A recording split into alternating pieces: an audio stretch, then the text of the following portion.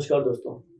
आज हम बात करेंगे डीकोर्वेंस टिनोसाइनोवाइटिस या फिर in other terms intersection syndrome के बारे में।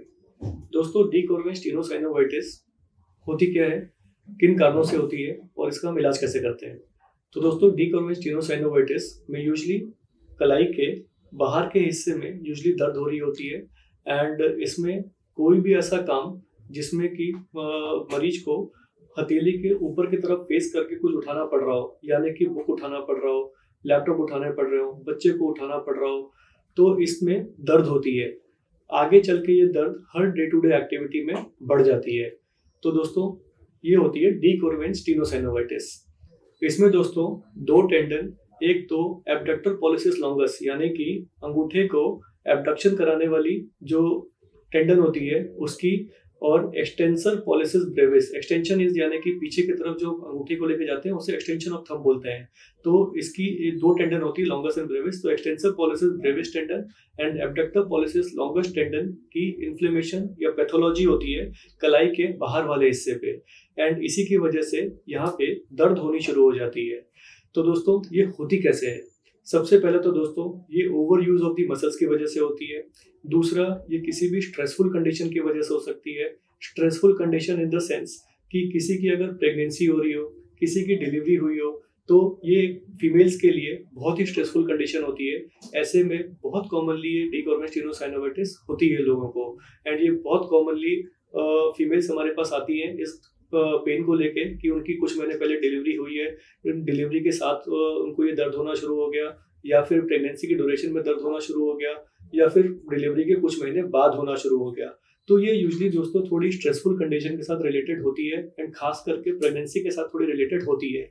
इसके बाद दोस्तों, अनएक्यूस्टम्ड एक्टिविटीज, आपको बहुत ज्यादा वजन उठाने वाले काम करने की आदत नहीं हो एंड आपको अचानक से कोई किचन में तवा उठाना पड़ रहा हो, कढ़ाई उठाना पड़ रहा हो, कपड़े निचोड़ने पड़ रहे हो, बच्चे को नर्सिंग करनी पड़ रही हो बहुत ज्यादा, तो इनकी वजह से भी ये सब जगह स्ट्रेस पड़ने से इन्फ्लेमेशन बढ़ जाती है एंड इसकी वजह से भी ये दर्द हो जाती है। फिर दोस्तों, इसमें थोड़ा यूरिक एसिड का भी फंडा आता है। कई बार यूरिक एसिड ज्यादा होने की वजह से भी ये स्ट्रेस पॉइंट होने पे इस पे दर्द होनी शुरू हो जाती है। अब दोस्तों, इसको हम डायग्नोस कैसे करते हैं? सबसे पहला तो कोई इसमें मेजर चोट या ट्रॉमा की हिस्ट्री नहीं होती है। एग्जैक्टली इसी जगह पे कोई भी एक्सर्शन पे या मूवमेंट पे पेन हो रही होती है, एंड एग्जैक्टली लोकलाइज्ड इसी जगह पे रेडियल स्टोलेट के आसपास, इस टेंडन के आसपास दर्द होती है। कई बार ये दर्द अंगूठे तक रेडिएट करती है एंड कई बार थोड़ी ऊपर तक भी रेडिएट करती है।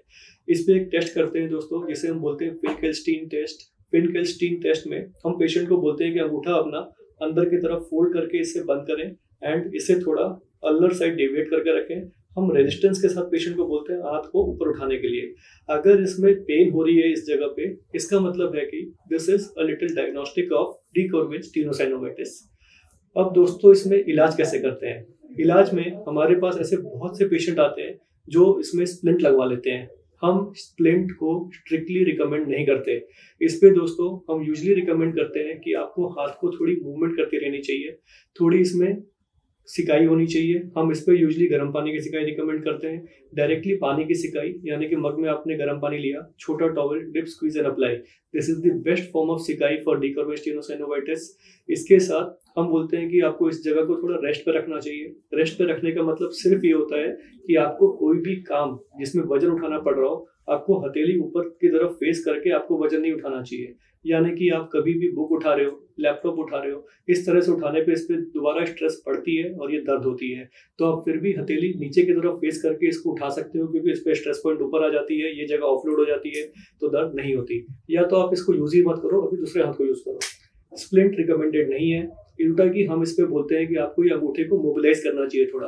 आप स्प्लिंट लगा लेते हो, यहाँ इन्फ्लेमेशन बढ़ते रहती है एंड ये टेंडन इतनी जाम हो जाती है कि आपकी थोड़ी थोड़ी मूवमेंट में भी पेन होनी शुरू हो जाती है। तो आपको इसमें मोबिलाइजेशन कैसा करना चाहिए?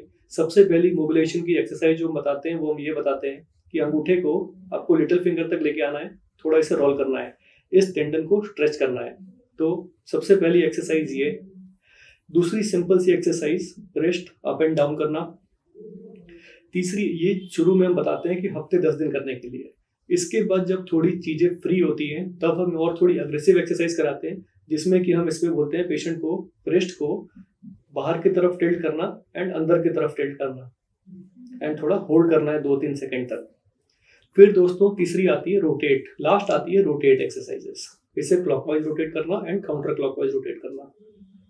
इसके बाद दोस्तों कुछ मेडिकेशन का रोल आता है इसमें, जिसमें कि हम एंटी इन्फ्लेमेटरी मेडिकेशंस देते हैं। इसके बाद दोस्तों यूजली इसमें आराम आनी चीज़ें शुरू हो जाती हैं। कई बार ये जब प्रेगनेंसी के साथ रिलेटेड होती हैं तो हम पेशेंट को थोड़ी ये भी काउंसलिंग करते हैं कि जब तक थोड़ी ब्रेस्ट फीडिंग चल रही होती है तब तक ये पेन परेशान करती है, एंड जैसे ही ब्रेस्ट फीडिंग खत्म होती है उसके महीने भर के बाद अंदर तक यूजली ये पेन अपने आप ठीक भी हो जाती है। तो वैसे कंडीशन में यूजली थोड़ी सी सिम्टोमेटिक ट्रीटमेंट की ज़रूरत होती है और कुछ करने की ज़रूरत नहीं होती। और दोस्तों अगर मान लेते हैं पेशेंट को पेन बहुत ज़्यादा है, हमने हर तरह से इलाज करने की कोशिश कर ली, हमने दवाइयाँ दे ली, हमने इसमें फिजियोथेरेपी करा ली, इसमें हमने एक्सरसाइज करा लिया, फिर भी अगर आराम नहीं आता तो इसमें हमारे पास एक लास्ट रिसोर्ट होता है injection right into the tendons, and ये इंजेक्शन यूजुअली स्टेरॉइड की इंजेक्शन होती है, एंड इससे भी इलाज अच्छा हो जाता है एंड दर्द में आराम हो जाती है। लेकिन यूजुअली जो हमारी ट्रीटमेंट प्रोटोकॉल है इसके साथ इंजेक्शन की 99% टाइम ज़रूरत पड़ती ही नहीं है। धन्यवाद दोस्तों। Do like, share and subscribe and press the bell icon. Thank you.